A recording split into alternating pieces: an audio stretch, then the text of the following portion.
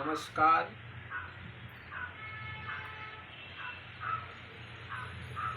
मैं अपने गुरुदेव श्री प्रकाश मुनि जी महाराज के चरणों में प्रणाम करके उनसे आशीर्वाद की कामना करता हूँ। आज मैं अपने गुरुदेव के स्थान से दूर बिहार प्रांत के छपरा जिला में हूँ। मैं यहाँ से अपने श्री गुरुदेव के चरणों में वंदना और प्रार्थना करता हूँ कि हे गुरुदेव, आज गुरु पूर्णिमा के अवसर पर आपकी आशीर्वाद की बहुत अधिक आवश्यकता है। कलिकाल है,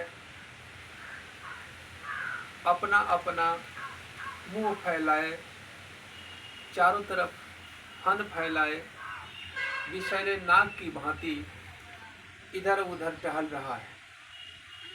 काम के रूप में, क्रोध के रूप में, ईर्ष्या के रूप में, मत्स्य के रूप में, अहंकार के रूप में, कई रूपों में दुर्व्यवहार करके, दुर्विचार करके, अधर्म के रूप में अनेक रूप पकड़ करके यह कलिकाल अपना अपना फन फैलाए चारों तरफ से घूम रहा है।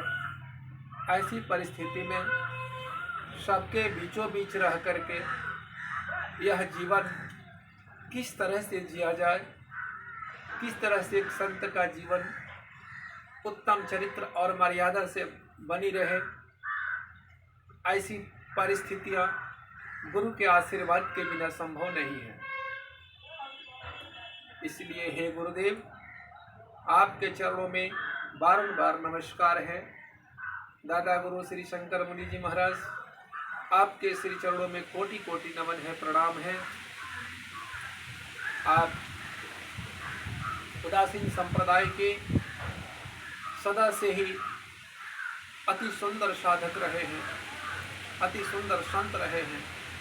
हे गुरुदेव, हे गोला साहब, हे भगवान श्री चंद्र, मैं आपके श्री चरणों में कोटि कोटि नमन करता हूँ, साष्टांग दंडवत प्रणाम करता हूँ। हे बाबा प्रीतम दास, मैं आपके कोटि कोटि चरणों में समस्त नागा निर्माणी सभी संतों के श्री चरणों में कोटि कोटि नमन करके आशीर्वाद की चाहना रखता हूँ कि आप सबका आशीर्वाद मुझे प्राप्त हो। मैं अपने भक्तजनों के लिए, अपने शिष्यजनों के लिए, उनके जीवन की सफल कामना के लिए मैं आशीर्वाद देता हूँ कि मेरे भक्तों, तुम जहाँ कहीं भी हो, जिस अवस्था में हो, जो आ पड़े हैं मेरे सम्मुख है, वो भी नहीं है, वो भी सबका परम कल्याण हो। उसके जीवन की हर मार्ग की हर कठिन बाधा आसान हो जाए और वो धर्म पर सदा चलते रहे। जीवन में परमात्मा को पाने के लिए विशेष परिस्थितियां उत्पन्न करने की आवश्यकता नहीं होती। उस समय एक छोटी सी बात याद रखनी है कि इस ब्रह्मांड में कोई भी ऐसी जगह नहीं है और कोई भी ऐसा कर्म नहीं है जिसके साक्षी परमात्मा नहीं है। इसीलिए कोई भी काम करे तो यह समझ ले कि हमारे काम का साक्षी भगवान है और वो मेरे काम को देख रहा है, इसमें कोई शक नहीं है। मेरे प्यारे, आप सब इस बात को हमेशा याद रखना कि भगवान को सदा स्वच्छ और निर्मल मन ही पसंद है।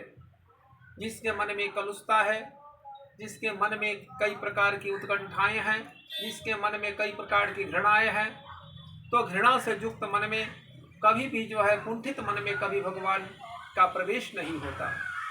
इसीलिए भगवान को पाना है तो कुंठा से बाहर निकलना होगा। भगवान कहते हैं कि ना अहम वसामि वैकुंठे योगी नाम हृदय न च।